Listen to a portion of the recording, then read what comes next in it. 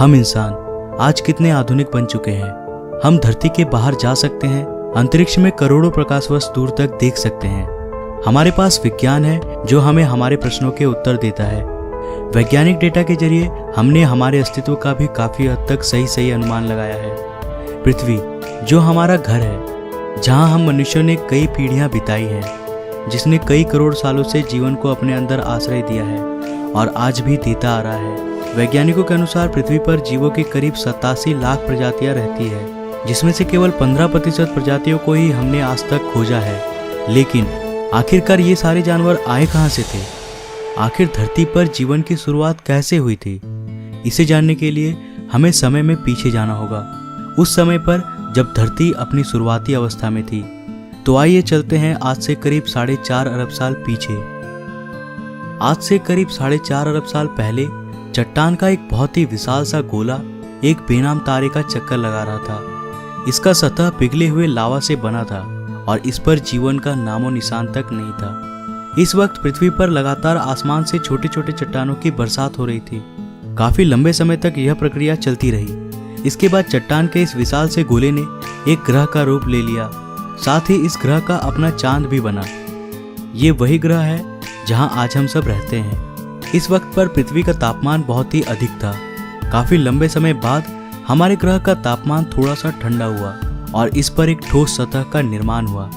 करीब 3.9 अरब साल पहले इसने फिर से आग के गोलों की बारिश का सामना किया, जिसे हम कहते हैं द लेट हैवी बम्बार्डमेंट। और इस वक्त धरती पर केवल छोटे चट्टान ही नहीं, बल्कि इसके साथ साथ उल्कापिंडों की भी बारिश हो रही थी। प्रतिदिन कई हजारों की संख्या में उल्कापिंड धरती पर बरस रहे थे। ये उल्कापिंड अपने साथ कुछ बहुत ही खास लेकर आए थे। इनके अंदर जमी हुई बर्फ के क्रिस्टल्स थी, जिसने हमारी धरती पर समुद्रों का निर्माण किया और साथ ही धरती के वातावरण में नाइट्रोजन गैस भी लेकर आया। पर धरती अब भी बेजान था। यहाँ जीवन के लिए परिस्थितियाँ अभी भी उपयुक्त नहीं बनी थी। धरती का एटमॉस्फेयर अभी पूरी तरह से जहरीले गैसों से भरा हुआ था। यहाँ वायुमंडल में ऑक्सीजन था ही नहीं और धरती भी चारों तरफ से समुद्र से घिरा हुआ था। पर अब यहाँ परिस्थितियाँ बदलने वाली थी। करीब 3.8 अरब साल पहले हमारी धरती में एक बार फिर से उल्कापिंडों की बारिश शुरू हुई। पर अब की बार ये पिंड अपने साथ केवल पानी ही नहीं लाए थे, बल्कि ये कुछ बेहद अनमोल चीज लेकर आए थे, जो धरती को जीवन देने वाला था। ये पिंड अपने साथ खनिज यानी मिनरल्स लेकर आए थे। साथ ही इन्होंने कार्बन, प्रोटीन और एमिनो एसिड्स का भी अंतरिक्ष से समुद्र की गहराइयों तक परिवहन किया। परंतु यहाँ समुद्र की गहराई में तापमान बहुत ही कम था। यहाँ सूरज की रोशनी पहुंच ही नहीं सकती थी। लेकिन यहाँ समुद्र की गहराई में भी छोटे छोटे प्राकृतिक चिमनीज थे, जो पानी को गहराई में भी गर्म रख रहे थे और यहीं पर जीवन का पहला बीज पनपा। हम ये नहीं जानते हैं कि ऐसा कैसे हुआ था, लेकिन किसी प्रकार से यहीं पर उन सारे मिनरल्स और केमिकल्स ने आपस में अभिक्रिया करके जीवन का बीज बोया और यहाँ जन्म हुआ पहले एक कोशिकीय जीवों का। ये एक प्रकार के बैक्टीरिया थे। ये बैक्टीरिया समुद्र में बहुत ही तेजी से बढ़ने लगे। अब ये पानी पूरी तरह से इन सूक्ष्म एक कोशिकीय जीवों से भर गया था।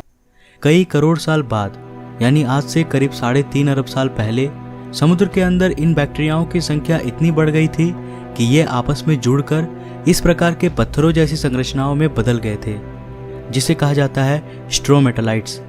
ये एक एक चट्टान अपने आप में बैक्टीरियाओं की एक पूरी बस्ती थी। ये बैक्टीरिया सूरज की रोशनी को भोजन में बदलते थे और इस प्रक्रिया को हम बेहतर रूप से जानते हैं प्रकाश संश्लेषण के नाम से। इसी प्रक्रिया में ये एक उत्पाद, एक बाय प्रोडक्ट को निकालते थे, एक गैस, ऑक्सीजन। इन सूक्ष्म जीवों ने धरती पर एक सबसे अनमोल चीज का निर्माण किया, जो धरती में जीवन को पनपने के लिए सबसे ज्यादा महत्वपूर्ण था। और वास्तव में इसके बिना धरती पर कोई जीव जीवित नहीं रह पाता। करीब 2 अरब सालों तक पृथ्वी के वायुमंडल में ऑक्सीजन की मात्रा लगातार बढ़ती रही। आज से करीब 1.5 अरब साल पहले धरती में अब भी किसी प्रकार का कॉम्प्लेक्स लाइफ विकसित नहीं हुआ था और ना ही धरती पर इतने बड़े बड़े महाद्वीप थे। धरती पर केवल छोटे छोटे द्वीप थे जो चारों तरफ से पानी से घिरे थे। मगर अब धरती के क्रस्ट में हलचल होने लगी। इससे धरती की सतह कई सारे टेक्टोनिक प्लेट्स में टूट गई। फिर इन प्लेट्स में मूवमेंट के कारण ये सारे छोटे छोटे द्वीप आपस में जुड़ गए और एक सुपर कॉन्टिनेंट का निर्माण किया, जिसका नाम था रोडेनिया। इस वक्त धरती का तापमान 30 डिग्री सेल्सियस था और धरती का एक दिन 18 घंटों का था। मगर अब समय के साथ यहाँ परिस्थितियाँ बदलने वाली थी। आज से करीब 75 करोड़ साल पहले धरती की रूपरेखा बदल रही थी। धरती का सुपर कॉन्टिनेंट अब 2 भागों में टूट गया और धरती के नीचे का लावा ज्वालामुखी विस्फोट के साथ धरती की सतह पर निकलने लगा। इन विस्फोट के कारण धरती में कार्बन डाइऑक्साइड की मात्रा काफी बढ़ गई। अब धरती का आसमान इन कार्बन डाइऑक्साइड के घने बादलों से घिर चुका था। इन बादलों से लगातार अम्लीय वर्षा यानी एसिड रेन्स होने लगे। इससे धरती के वातावरण का अधिकतर कार्बन डाइऑक्साइड धरती के चट्टानों पर कार्बन के मोटे मोटे परत के रूप में जमने लगे, जो इस बारिश के पानी के साथ बरस रहे थे। इससे वायुमंडल में कार्बन डाइऑक्साइड की मात्रा में भारी कमी हो गई और अब धरती का वायुमंडल सूरज की गर्मी को रोकने के काबिल नहीं रह सका। इससे धरती का तापमान बहुत ही तेजी से कम होने लगा और धरती पर पहले हिमयुग यानी आइस एज की शुरुआत हुई। ये आइस एज अब तक का सबसे लंबा आइस एज था, लेकिन ये भी हमेशा के लिए नहीं रहने वाला था। समय के साथ साथ वायुमंडल में कार्बन डाइऑक्साइड की मात्रा फिर से बढ़ने लगी और पृथ्वी का तापमान फिर से बढ़ने लगा। इससे धरती पर जमा बर्फ धीरे धीरे पूरी तरह से गलने लगा और पृथ्वी फिर से सामान्य रूप में आने लगी। लेकिन उन सिंगल सेल बैक्टीरिया का क्या हुआ जो आइस एज के आने से पहले समुद्र में थे? आज से करीब 54 करोड़ साल पहले अब धरती का सारा बर्फ पूरी तरह से पिघल चुका था। इस वक्त समुद्र के अंदर जाने पर हमें एक बिल्कुल नई दुनिया देखने को मिलती है। ऑक्सीजन की उपलब्धता में अब वे एक कोशिकीय जीव कई अन्य रूपों में विकसित हो चुके थे। यहाँ चारों तरफ समुद्रीय पौधे, ऐसे अजीब से छोटे छोटे समुद्री जीव थे, साथ ही ये दैत्याकार समुद्री दानव भी था, एनोमेलाकैरिश। ये सब कॉम्प्लेक्स मल्टीसेल्युलर ऑर्गेनिज्म के नए प्रजाति थे जो कि एक कोशिकीय सूक्ष्म जीव से विकसित हुए थे। ये है पिकाया। ये केवल 5 सेंटीमीटर लंबे थे, लेकिन इन्होंने अपने शरीर में कुछ बेहद ही खास विकसित कर लिया था, जो आगे चलकर हमारे शरीर का एक महत्वपूर्ण अंग बनने वाला था। ये पहले जीव थे जिनके पास रीढ़ की हड्डी थी और इन्हीं से विकसित होकर ये खासियत हमें भी मिलने वाली थी। आज से करीब 46 करोड़ साल पहले अब धरती कुछ हद तक जानी पहचानी हो गई थी।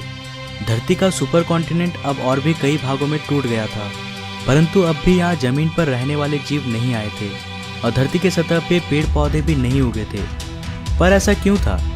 दरअसल ऐसा सूरज से आने वाले हानिकारक अल्ट्रावायलेट किरणों की वजह से हो रहा था।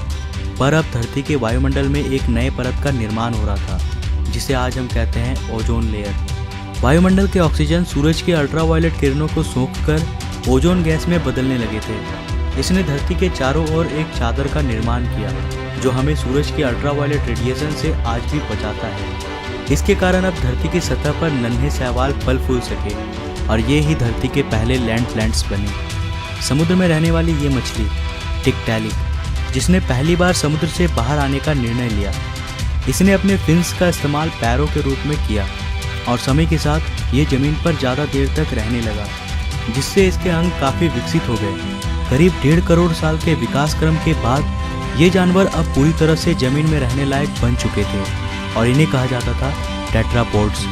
आज से करीब 36 करोड़ साल पहले ये टेट्रापोड्स पूरी तरह से विकसित हो गए थे और अब ये पूरी तरह जमीन पर रहने वाले जीव बन गए। ये ही वो जीव थे जो आगे चलकर डायनासोर्स, बर्ड्स, मैमल्स और अंत में इंसानों में विकसित होने वाले थे।